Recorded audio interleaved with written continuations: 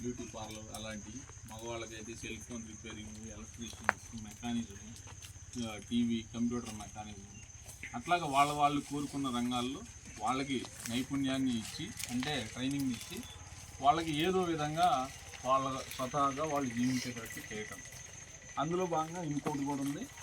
మన గిరిజనులు ఎక్కువ అటవీ సంపద మీద ఆధారపడి బతుకుని ఉంటారు కాబట్టి వీళ్ళకి అటవీలో మనకు లభించేటువంటి ఉసిరికాయలు కానీ, ఏలక్కాయలు అంటాము, అదేవిధంగా నన్నారు గడ్డలు కానీ, ఇంకా తేనె, వీటి అన్నిటి కూడా మనం ఏం చేస్తున్నాం, బయటికి తెచ్చి కొంతమంది అమ్ముకోగలిగిన వాళ్ళేమో అమ్ముకుంటున్నారు, అమ్ముకోలేని వాళ్ళేమో దళాధికం అమ్ముకుంటున్నారు. ఇట్లా కాకుండా మీరు అటవీ సంపదని మీరే తయారు చేసుకోవటము, దాన్ని ఉత్పత్తి చేసుకొని మార్కెటింగ్ కూడా బయట ప్రజలకు కూడా మీరే అమ్ముకోవాలని. ఫర్ ఎగ్జాంపుల్ ఇస్తరాకులు కుట్టేది కూడా మనకు తుమ్మల బయలులో ఉంది. మనోళ్ళే ఇస్తరాకులు కుట్టడం, మనోళ్ళే మార్కెటింగ్ చేసుకునేటువంటి. అట్లాగా అటవీ ద్వారా వచ్చేటువంటి సంపదని మనమే ఒక గ్రూప్గా ఏర్పడి తయారు చేసుకొని మనమే బయటకు అమ్ముకుంటే ఆ లాభం ఏదో మనకే వస్తుంది. అట్లాగా ఈ వీడివికేసి సెంటర్లు కూడా ఏర్పాటు చేయాలనేది ఈ పథకం యొక్క ముఖ్య ఉద్దేశం. సో ఈ 5 సంవత్సరాల కాలంలో ఇప్పుడు నేను చెప్పిన పథకాలన్నీ కూడా మనకి వర్తిస్తాయి.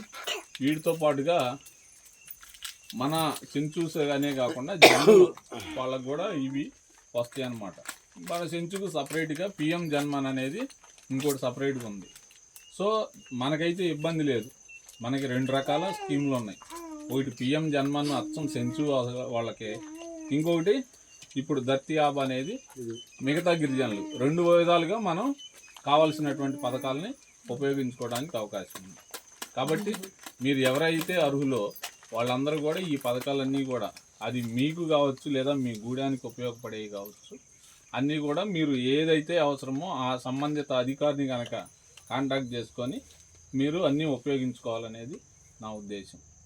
కాబట్టి ఈ అవకాశం ఇచ్చినటువంటి మీ అందరికి కూడా నా ధన్యవాదాలు.